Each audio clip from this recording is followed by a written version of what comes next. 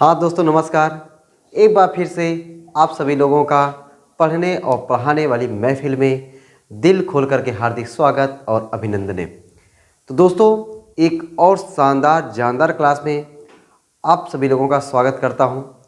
आज दोस्तों हम लोग सीखने वाले हैं प्रतिबिंब के बारे में कि प्रतिबिंब होता क्या है, प्रतिबिंब कितने प्रकार का होता है। साथ ही साथ आज हम लोग समतल दर्पण सीखेंगे और समतल दर्पण से उन सभी पॉइंट को सीखेंगे जो हमारे एग्ज़ाम में और कंपटीशन वाले एग्ज़ाम में भी हम सभी लोगों को मिल सकता है। ठीक है, तो आज की क्लास प्रतिबिंब और समतल दर्पण पर होने वाली है। और जो गोली दर्पण हमको पढ़ना है ना, गोली दर्पण हमारे सिलेबस से जो 30% कम हुआ है, उस 30% में हमको गोली दर्पण नहीं पढ़ना है। ठीक ना, गोली दर्पण कितने प्रकार का, गोली दर्पण संबंधी परिभाषाएं, गोली दर्पण द्वारा प्रतिबिंब का बनना, ये सभी चीज़ें हमें अब की बार 30% में नहीं पढ़ना है। और अच्छी बात ये ना, ये सभी चीज़ें कभी आती भी नहीं थी।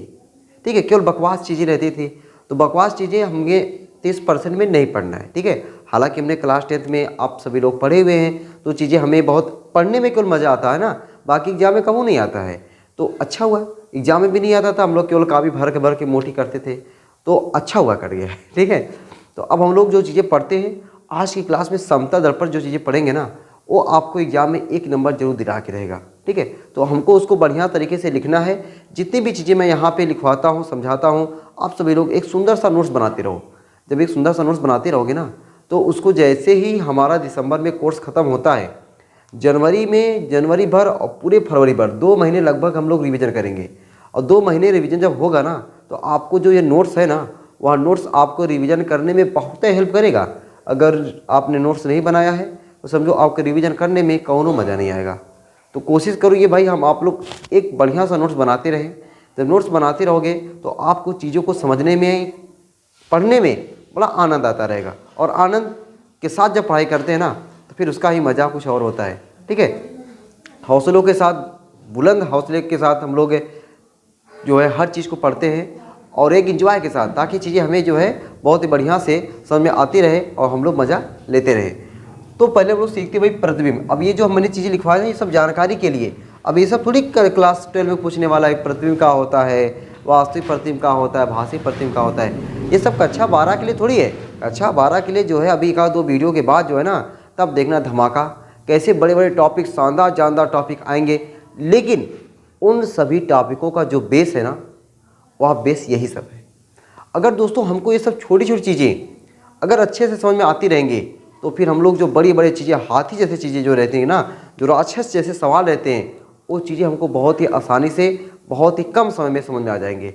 अगर हम लोग इस सब चीज़ों को मिस करते रहेंगे तो वो सब बड़ी बड़ी चीज़ें हमें समझ में कौन नहीं आएंगी, पता नहीं चलेगा हम कहाँ पढ़ रहे हैं, कहाँ लिख रहे हैं। ठीक है, तो चीज़ें छोटी छोटी जितनी चीज़ें मैं बताता हूँ, आप सभी लोगों को साथ साथ समझना है और साथ साथ नोट्स बनाते चलते हैं ना। ठीक है, तो पहले हम लोग सोचते हैं प्रतिबिंब होता क्या है। तो प्रतिबिंब तो सिंपल सा वही है भाई, सब लोग अपना मुंह देखते हो ना दर्पण में जो अपना मुंह हम लोग देखते हैं, हमारे जैसा दर्पण में जो बन जाता है वही प्रतिबिंब है। ठीक है, अब ऐसा थोड़ी हम परिभाषा बोल देंगे कि हमारे जैसा जो दर्पण में बन जाता है वही प्रतिबिंब है। तो यहाँ पे प्रतिबिंब की एक अलग डिफिनीसन है। अब वो अलग डिफिनीसन एकदम उसी से मिलती जुलती है। ठीक ना, ऐसा नहीं कि ये डिफिनीसन हमने कुछ और तरीके से, अलग तरीके से कहीं छपवा दिया है, ऐसा कुछ नहीं है।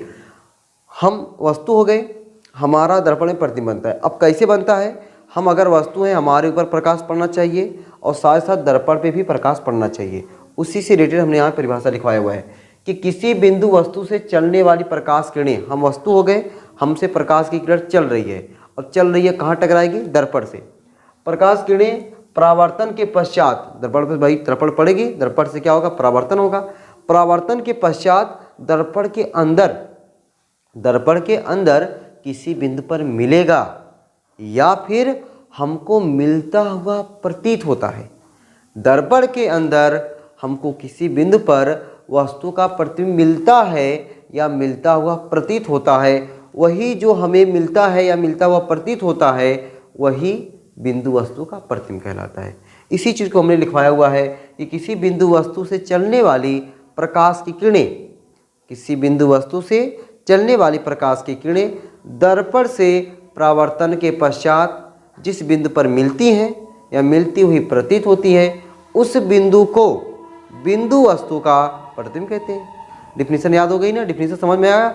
डिफिनीशन रट्टा नहीं मारना है, डिफिनीशन समझना है। समझो मेरे साथ एक बार फिर। अब मैं ये क्या हो गया, कोई वस्तु हो गया, मेरा दर्पण में मेरे जैसा कोई बनेगा।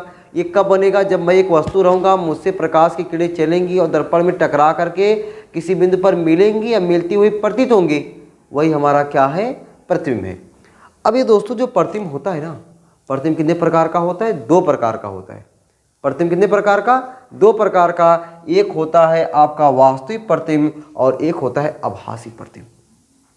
वास्तविक प्रतिबिंब और आभासी प्रतिबिंब में अंतर हमको समझना है। ये अंतर अगर हम लोग सीखे रहेंगे ना, बढ़िया तरीके से जानते रहेंगे, तो आगे की चीज़ें को समझने में हमें थोड़ा बहुत जरूर हेल्प काम करेगा, ठीक है। और ये थोड़ा अपना जो है माहौल बनाने में भी, इलाका किसी का भी रहे, लेकिन हमारा नाम तो हमारा ही होना चाहिए। तो अगर वो नाम करना है ना, तो आपको ये सब छोटी छोटी चीज़ें आपको पता होनी चाहिए, ठीक है। अब देखो कैसे इसको ये समझ लेना है हमको।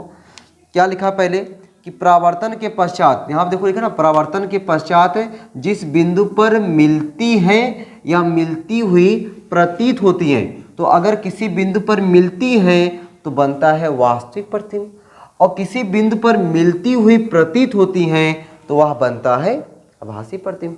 परावर्तन के पश्चात प्रकाश किरणें किसी बिंदु पर मिले तो वास्तविक प्रतिबिंब, और मिलती हुई प्रतीत हो तो क्या हो जाता है, आभासी प्रतिबिंब, ठीक ना।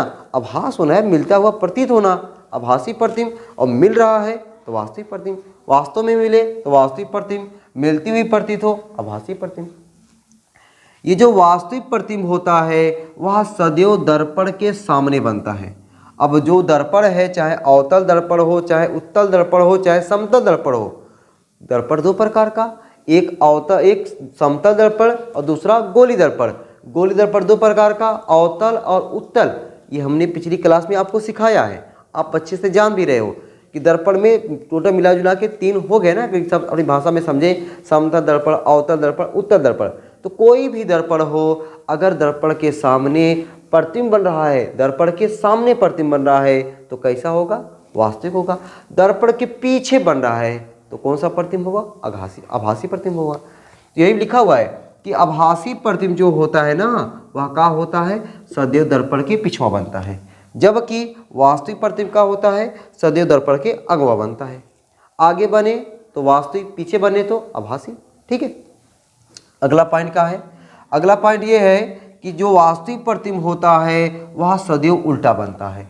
वास्तविक प्रतिबिंब का होगा, सदैव उल्टा बनेगा, जबकि जो अपना आभासी प्रतिबिंब है ना, वह सदैव क्या बनता है, सीधा बनता है। वास्तविक प्रतिबिंब उल्टा और आभासी प्रतिबिंब अपना कैसा बनता है, सीधा बनता है, ठीक ना। कैसा बनता है, सीधा बनता है। अगला पॉइंट क्या है कि वास्तविक प्रतिबिंब को पर्दे पर प्राप्त किया जा सकता है। जो वास्तविक प्रतिबिंब रहेगा ना, उसको आप पर्दे पर प्राप्त कर सकते हो, जबकि आभासी प्रतिबिंब को पर्दे पर नहीं प्राप्त कर सकते, ठीक है। वो आभासी प्रतिबिंब को पर्दे पर नहीं प्राप्त कर सकते, बल्कि हम लोग केवल इसका फोटो ले सकते हैं। आभासी प्रतिबिंब का केवल फोटो ले सकते हैं, पर्दे पर प्राप्त नहीं कर सकते, लेकिन वास्तविक प्रतिबिंब को हम लोग पर्दे पर प्राप्त कर सकते हैं। तो ये चारों पॉइंट हमने लिखा हुआ है आभासी और वास्तविक प्रतिबिंब के अंतर के बारे में। उम्मीद है कि ये चारों पॉइंट आप सभी लोगों को सुनते सुनते और लिखते लिखते याद हो गया होगा। और अगर ऐसा हो जा रहा है तो मेरा पढ़ाना समझो आपके लिए काम कर रहा है, ठीक है। और ये होना भी चाहिए कि कोशिश करो लिखते समय, पढ़ते समय चीज़ें आपको लगभग याद हो जानी चाहिए, ताकि आपको लोड ना रहे ना, ये ना लगे अरे हमें फिर से एक बार पढ़ के दोहराना है, तेहराना है। ये नहीं, एक बार लगे कि हमें काफ़ी चीज़ तो ऐसी समझ में आ गया है, लगभग तैयार खाई दोहरा लेंगे तो एग्जाम में जाके छाप देंगे, ये चीज़ हो जाना चाहिए, ठीक है। और ये चीज़ होगा अगर आप रेगुलर टाइप में वीडियो देख रहे हो, शुरू से अंत तक वीडियो देख रहे हो ईमानदारी के साथ, तो ये आपको साथ जरूर होगा, ठीक है। और नहीं देखोगे ईमानदारी के साथ, मन के साथ, लगन के साथ, भाई नहीं होगा, ठीक है ना। यहाँ पे सामने थोड़ी बैठे हो, मैं कहूँगा नहीं मेरी आँख के सामने देखो, किधर देख रहे हो, इधर करो उधर करो, ऐसा तो कुछ नहीं है। तो आपको यहाँ पे समझना है कि चीज़ें क्या क्या कैसे कैसे बताई जा रही है ना। चलो ये मैं साइड हो गया हूँ, आप इसको नोट कर डालो। अब हम लोग क्या देखने वाले हैं, समतल दर्पण, ठीक है ना। बाकी हमको गोली दर्पण तो पढ़ना नहीं है, केवल हमको क्या पढ़ना है, समतल दर्पण। तो इस चीज़ों को नोट हो गया होगा, ठीक है। तो आप लोग इतना नोट करने के बाद हम लोग अब क्या पढ़ेंगे, समतल दर्पण। अरे वही दर्पण बा जिसमें आप लोग चेहरा देखते हैं ना, समतल दर्पण में हम लोग क्या देखते हैं? अपना चेहरा। बिना समतल दर्पण देखे कोई जीव जी रहा है? कोई नहीं जी रहा है, ठीक है। समतल दर्पण के सामने मुंह बना के खड़े हो जाते हो, ठीक है। अपना बाल देखते हो, अपना मुंह देखते हो, अपना गाल देखते हो, ठीक है। कितने लोग तो समतल दर्पण के सामने बैठ करके गाना वाना गाने लगते हैं, ठीक है। भाई मन के फ्री हो, कुछ भी कर सकते हैं ना। तो वो जो हम लोग जो अपना चेहरा देखते हैं, बाल झाड़ते हैं, वही दर्पण के बारे में हम लोग क्या करने जा रहे हैं? सीखने जा रहे हैं, ठीक ना, कि हमारा समतल दर्पण कैसे कैसे कहाँ है। तो अब भाई हमारे साथ हिली डालोगे आप लोग क्या? समतल दर्पण, ठीक ना, समतल दर्पण, समतल दर्पण। अब समतल दर्पण होता क्या है? समतल दर्पण वह दर्पण होता है जिसका परावर्तक तल समतल होता है, ठीक है। परावर्तक तल का होता है जिससे प्रकाश की किरणें टकरा करके वापस आए। या मेरे अगर आप समतल दर्पण देखो, चेहरा देखे हो ना, एक होता है उसके सामने वाला, जैसे मान चलो कि ये हमारा समतल दर्पण हो गया पूरा, इसमें आप चेहरा देखते हो, इधर आप चेहरा नहीं देखते हो, इधर से आप चेहरा देखते हो नहीं। जब शादी विवाह में जाते हो ना, ठीक है, तो सुबह सुबह जो आपको उल्टा चेहरा, उल्टा वाला दिखाया जाता है, जिसमें चेहरा नहीं दिखता। तो अगर आप उसको हटा के देखोगे जो प्लास्टिक वाला होता है, तो आप क्या देखोगे कि उधर एक जो है ना लाल ऑक्साइड का पेंट किया रहता है, ठीक है। एक कलर, उसे बोलते हैं हम लोग कलई किया हुआ है। क्या किया हुआ होता है? कलई किया हुआ होता है। तो एक तरफ जो उधर हम लोग चेहरा देखते हैं वह हमारा हो गया परावर्तक तल, और दूसरा वाला जिधर प्लास्टिक लगा है वह क्या होता है?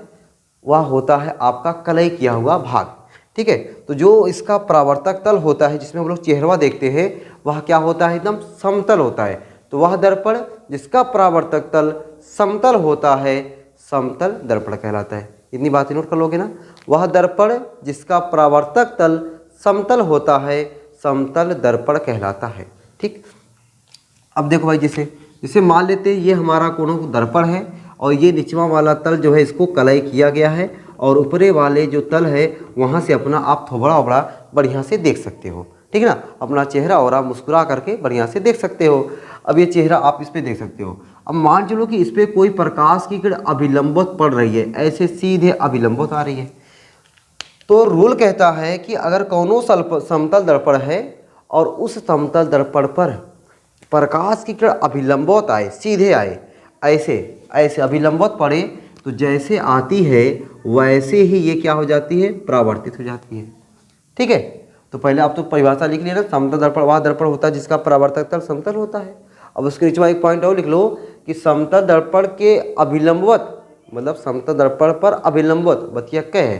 समतल दर्पण के अभिलंबित पड़ने वाली प्रकाश की किरण सीधे उसी मार्ग में वापस लौट जाती है। जैसे आई वैसे टकरा के गई, जैसे आई वैसे टकरा के फुर्र हो गई, ठीक है। तो जब यहाँ पे फुर्र हो गई तो आई बराबर 0, तो आई बराबर 0 तो आर ओ बराबर 0।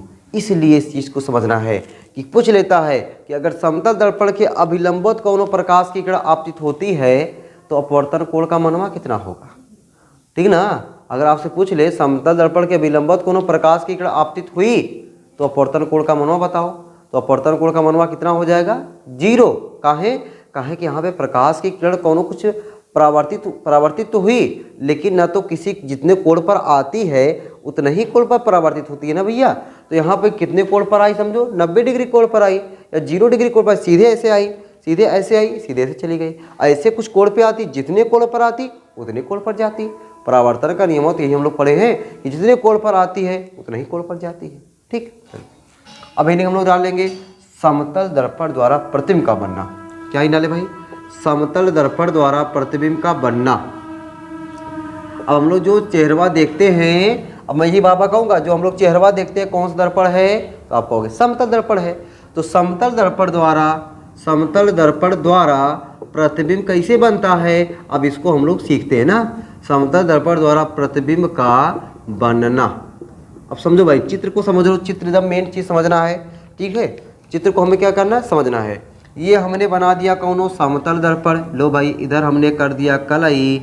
अब मुँह किधर देखोगे? अपना इधर देखोगे, ठीक है। चकाचक अपना मुँह देखो, बढ़िया सा फर्स्ट क्लास। तो अब इधर हमें मुँह देखना है। सपोज दैट भाई ये हम अपना मुँह तो नहीं बना रहे हैं, ना तो किसी का मुँह बना रहे हैं। यहाँ पे समझिए कौनो वस्तु है, ये क्या है? कौनो वस्तु है। इस वस्तु पर प्रकाश की किरण पड़ेगी और दर्पणों पे प्रकाश की किरण जानी चाहिए, तभी तो इस वस्तु का प्रतिबिंब दर्पण में दिखाई देगा। एकदम बात सही है। अब इसका प्रतिबिंब कैसे बनेगा वही हमको समझ लेना है। अब इसका प्रतिबिंब समझने के लिए जरा देखो भैया, कैसे समझ सकते हो इसको। ये दर्पण है, अब ये वस्तु है, इस वस्तु पर कौनों प्रकाश की किरण जाएगी तो अब या तो सीधे प्रकाश की किरण अगर गई, सपोज दैट ये प्रकाश किरण यहाँ से सीधे गई, तो अभी आपने क्या देखा, सीधे जाए। जब सीधे जाती है ना, जैसे जाती है वैसे आती है, जैसे प्रकाश की किरण गई वैसे चली आई। तो जैसे प्रकाश की किरण गई टकरा के वैसे चले आई। बात क्लियर है। अब यहाँ से जितने कोण पर जाएगी, जितने कोण पर ये जाएगी उतना ही कोण पर क्या होगी, परावर्तित होगी। ये तो क्या हुआ है, आपतित हुआ है। जितने कोण पर ये आपतित हुआ है उतना ही कोण पर क्या होगा, परावर्तित हो जाएगा। जितने कोण पर ये आपतित हुआ उतना ही कोण पर ये क्या हो गया, परावर्तित हो गया। अब बताओ भाई, प्रतिबिंब बनने के लिए हमने क्या सिखाया है कि जहाँ पे प्रकाश दो, कम से कम परावर्तन के पश्चात दो प्रकाश किरणें किसी बिंदु पर मिले या मिलती हुई प्रतीत हों।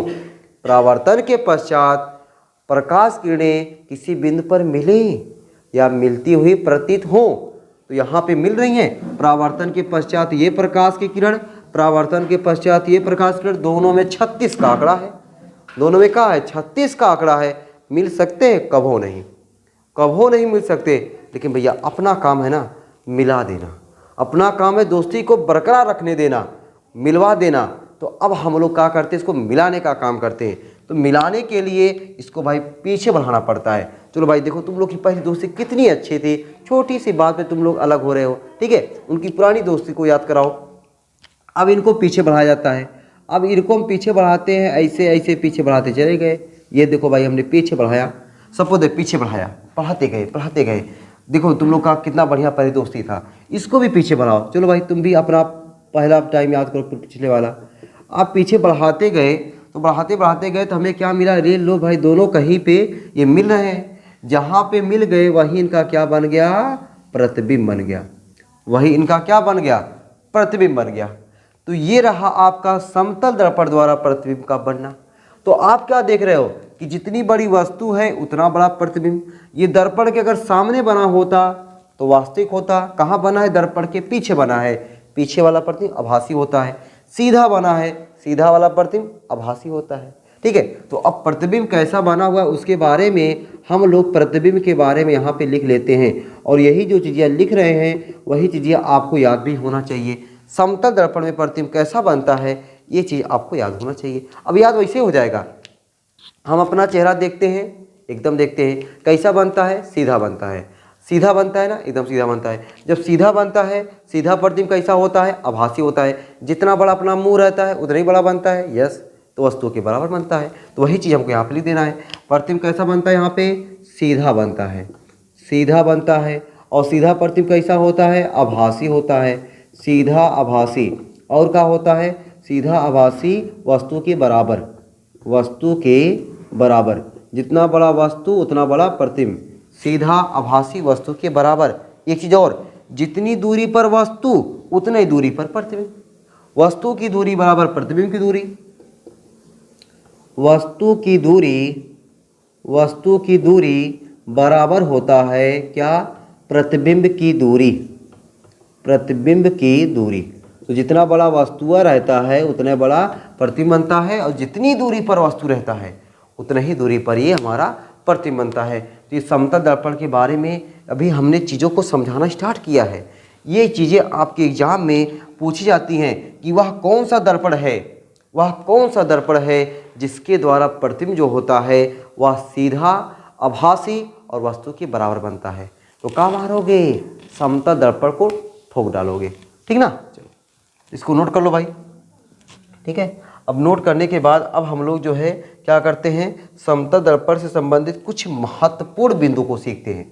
समतल दर्पण संबंधित कुछ महत्वपूर्ण बिंदु को सीख लेते हैं। इसको मिटा दें, चलो भाई मिटा दिया मैंने, ठीक है। अब हम लोग क्या सीखते हैं, समतल दर्पण से संबंधित कुछ महत्वपूर्ण बिंदु जो आपको आपके एग्जाम में भी, और आपको अगर कोई कंपटीशन एग्जाम दे रहे हो, ठीक है, उसकी भी आपको यहाँ पे हेल्प करेगा जो मैं चीज़ें आपको बताने जा रहा हूँ, ठीक है।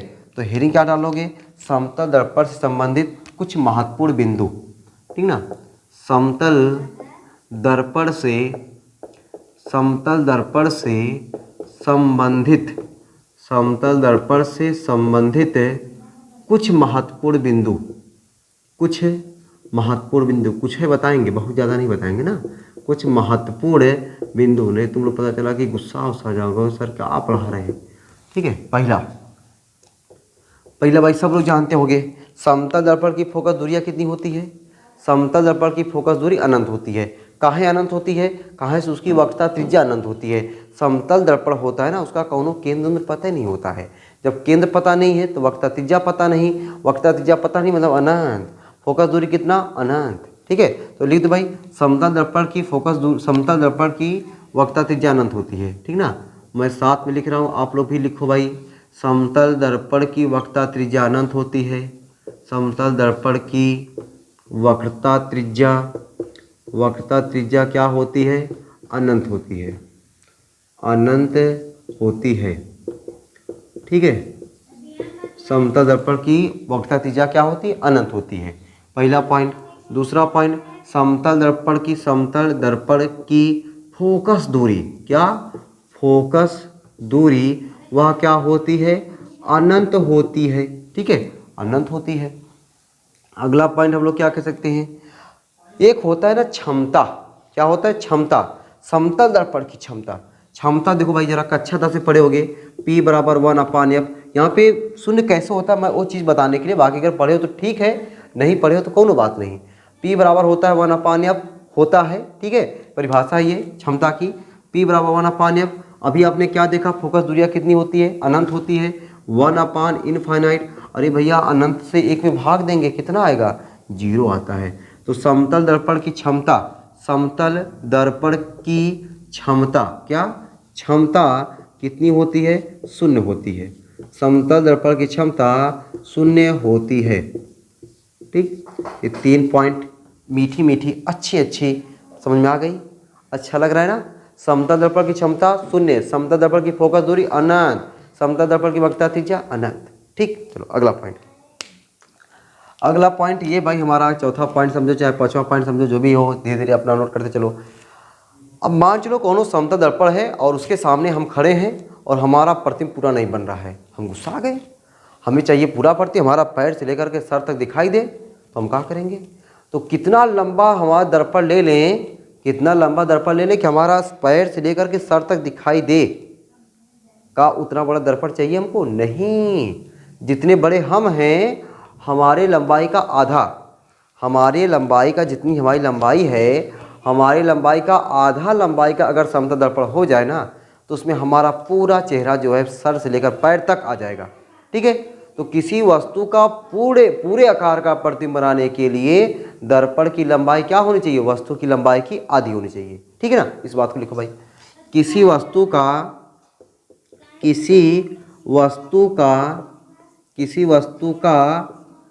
पूरे लंबाई का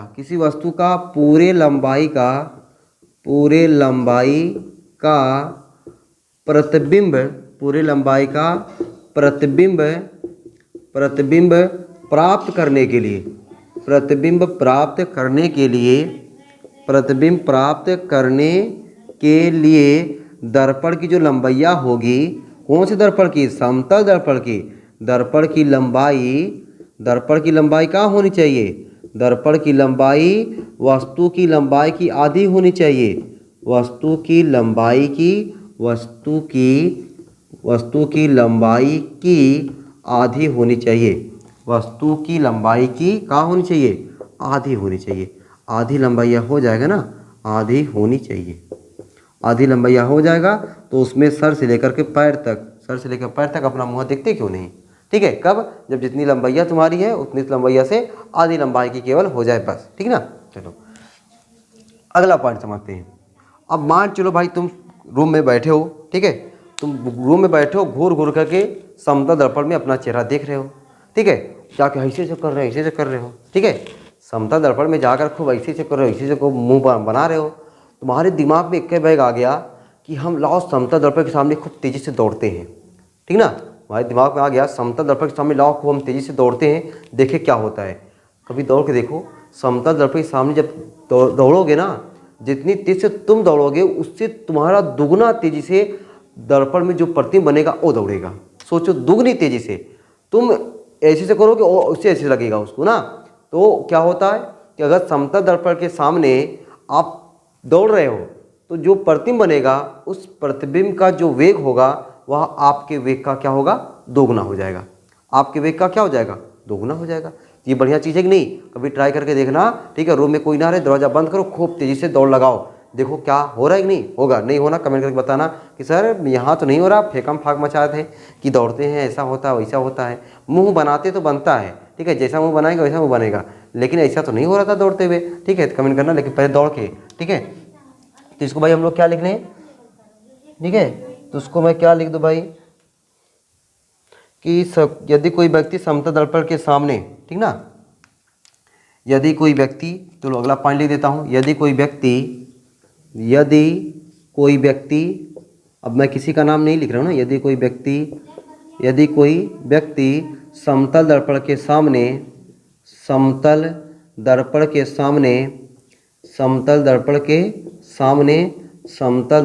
सामने क्या करे, वी वेग से गतिमान हो, वी वेग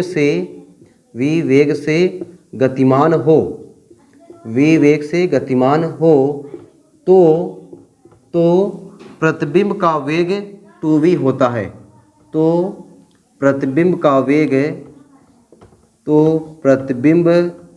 का जो वेग होगा, प्रतिबिंब का वेग क्या होगा, 2v होता है, 2v होता है। ये कब होता है, जब हमारा वेग v रहेगा। हमारा वेग 5 मीटर पर सेकेंड है तो प्रतिबिंब का 10 मीटर पर सेकेंड हो जाएगा, ठीक है। चलो, ये दो चीज़ें क्या, कई चीज़ें हो गई, महत्वपूर्ण चीज़ें, बढ़िया चीज़ें बता रहा हूँ समतल दर्पण से। अब देखो भाई, मान चलो 2 ठो समतल दर्पण हो, ठीक है। अभी तक हमने केवल एक समतल दर्पण की बात की, अब 2 समतल दर्पण हैं, एक समतल दर्पण ए, एक समतल दर्पण ये, दोनों मतलब मान चलो कि एक दूसरे के समांतर रख दिए गए और बिचवा में ला के कोनो वस्तु रख दिया जाए।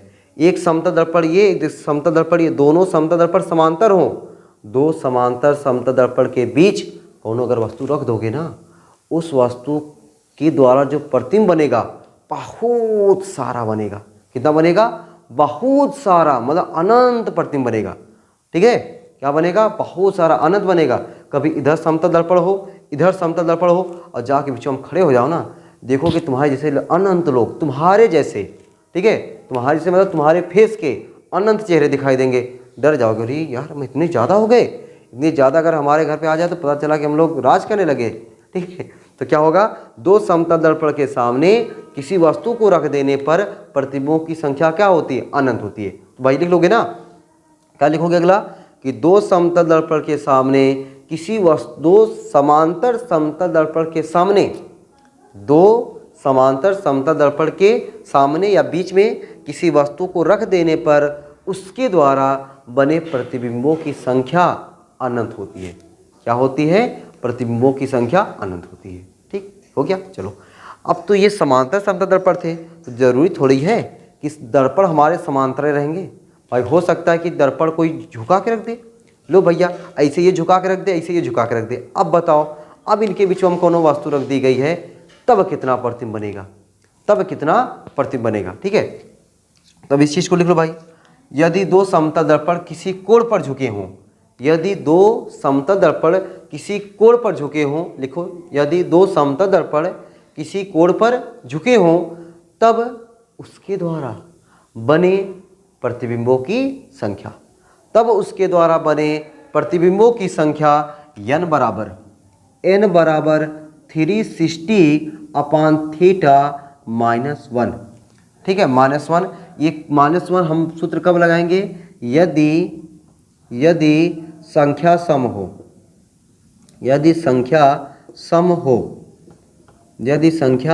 हो, ठीक है। अच्छा, अगर संख्या विषम हो तो n बराबर 360/θ लगाएंगे कब, यदि संख्या विषम हो, यदि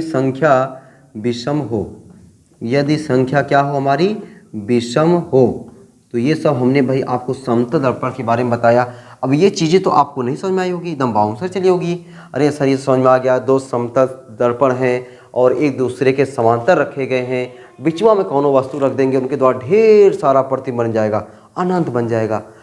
कौनो समतल दर्पण है, उसके सामने हम तेजी से दौड़ते हुए आएंगे, जितनी तेजी से दौड़ते हुए आएंगे हमारा प्रतिबिंब हमसे दुगना तेजी से दौड़ेगा। यो बतिया समझ में आई। कौनो समतल दर्पण है, उसमें हम अपना पूरा प्रतिबिंब देखना चाहते हैं, तो जितनी हमारी लंबैया है ना, हमारी लंबैया की आधी लंबैया का समतल दर्पण होना चाहिए। समतल दर्पण की क्षमता 0 होती है, समतल दर्पण की फोकस दूरी अनंत होती है। सब समझ में आया सर, लेकिन ये चीज़िया हमको समझ में नहीं आया। मन में आ रहा होगा, सवाल जवाब चल रहा होगा कि सर ये समझ में नहीं आया एकदम। अब हम देखते हैं, आपको इस पे कोई एक सवाल बताते हैं, वह सवाल के माध्यम से आपको ना समझ में आ जाएगा, ठीक है ना। तो इसको भाई पहले हम मिटा दें। चलो भाई साइड हो गया हूँ। इसमें नोट करने की जरूरत क्या है भाई, मैंने साथ साथ जो बोलता रहता ना उसको नोट कर लिया करो, वो सबसे बेटर होता है, ठीक ना, वो सबसे बेटर है। उसको साथ साथ जब नोट करते रहोगे ना तो आपको खुद ही लगेगा सर हम खुद साथ साथ नोट कर रहे हैं, मज़ा आ रहा है, ठीक है। तो अब समतल दर्पण यानी जो हम लोग प्रकाश पढ़ेंगे भाई, प्रकाश बहुत इंटरेस्टिंग है, बस इसमें क्या है थ्योरी थोड़ा सा ज़्यादा लिखना पड़ता है, लेकिन वो थ्योरियाँ लिखने में कब मज़ा आता है पता है, जब चीज़ियाँ समझ में आई रहती है। अगर चीज़ियाँ समझ में नहीं आई ना तो समझो कि ना एकदम केमिस्ट्री जैसा लगता है और कुछ समझ में नहीं आता है, केमिस्ट्रियों से बेकार लगता है। प्रकाश जो है अगर आपको समझ में नहीं पा रहे हो तो समझो कि सबसे कठिन हो गया, और अगर समझ ले रहे हो सबसे आसान है, ठीक है ना। ज़्यादा इसमें आपको कैलकुलेशन करने की जरूरत है, और थ्योरी जो है थोड़ा सा कुछ समझ के बना के लिखना है, ठीक है, ये चीज़ है। तो इसीलिए मैं एकदम पूरा समय ले रहा हूँ, भरपूर समय ले रहा हूँ, ठीक है, ताकि आपको धीरे धीरे आराम चीज़ें पता चले, ताकि आपको समझ में आती रहे और आपका इंटरेस्ट बढ़ता रहे, जागता रहे, सोए ना, ठीक है, और आप सो ना। चलो मान लेते हैं कि यदि दो समतल दर्पण 30 अंश के कोण पर झुके हों तो उनके बीच प्रतिबिंबों की संख्या ज्ञात कीजिए। कोई क्वेश्चन हो गया, यदि दो समतल दर्पण 30 अंश के कोण पर झुके हों तो उनके बीच बने प्रतिबिंबों की संख्या ज्ञात कीजिए। तो अभी हमने क्या बताया फार्मूला, n बराबर 360/थीटा। तो n बराबर 360 कितने अंश के कोण पर झुके हों, 30 अंश के कोण पर। ये 0 0 से कट गया, 3 के 3, 3 के 3, 3 दूनी 6। लो भाई, अगर हमने क्या बताया n का मान सम आ जाए तो इसमें से क्या कर देना है, माइनस कर देना है, -1 कर दो, कितना आ गया 11। ये हमारा आंसर हो गया, ये क्या हो गया आंसर हो गया। अगर ये चीज़ें सम नहीं आता, विषम आता तो डायरेक्ट, अगर ये विषम आता डायरेक्ट वही आंसर रहता, लेकिन यहाँ पे क्या आया, सम आया। सम आया तो -1 कर दो। 360/थीटा -1 कब करेंगे, जब n का मान सम हो। अगर n का मान विषम रहेगा 360/थीटा। अगर मान के दोनों समतल दर्पण एक दूसरे से 45 अंश के कोण पर झुके हों तब n बराबर 360/45, ठीक है। n बराबर, इसको काटोगे तो 9 से काट दें, 9 चौके 36, 0, 9 पचे 45, 5 अठे 40। लो भाई फिर सम आया, फिर -1 करो, कितना आएगा 7। तो हमेशा मिला जुला के आंसर आपका विषमय आएगा, हमेशा आंसर कैसा आएगा, विषम आएगा। सम आने का कोनो सवाल ही नहीं है, सम आएगा तो एक घटा के विषम बना दोगे, है ना। सम आया भी तो आप क्या करोगे, एक घटा करके विषम बना दोगे। तो आज की क्लास यही तक रखते हैं। तो ये हमारा जो गोली दर्पण ये जो कट गया है उसको मैं नहीं टच कर रहा हूँ, वो आपका कट गया है 30% में। समतल दर्पण आपका नहीं कटा हुआ है, ठीक है। तो हमने समतल दर्पण के बारे में अच्छे से डिटेल से आपके सामने पूरी चीज़ें रखी, ताकि आप एक बार बढ़िया से नोट्स बना लोगे तो आपको खुद लगेगा कि समतल दर्पण के बारे में हमने अच्छा खासा सीखा हुआ है, ठीक है। तो अगली क्लास में हम लोग डायरेक्ट चीज़ों को सीखते हैं प्रकाश के अपवर्तन से, कि प्रकाश का अपवर्तन क्या होता है, ठीक है। अपवर्तन सीखते हैं और वो चीज़ें हमको अपवर्तन से और अच्छे समझ में आनी चाहिए। अब इतना हमने एक समझो कि कुछ चीज़ें प्रकाश का परावर्तन कटा हुआ था, फिर भी हमने आपको हल्का सा बताया हुआ है, तो उसको उतने पढ़ने से कोई दिक्कत नहीं है। बाकी हम लोग अगली क्लास में क्या सीखेंगे, प्रकाश का अपवर्तन क्या होता है, ठीक है।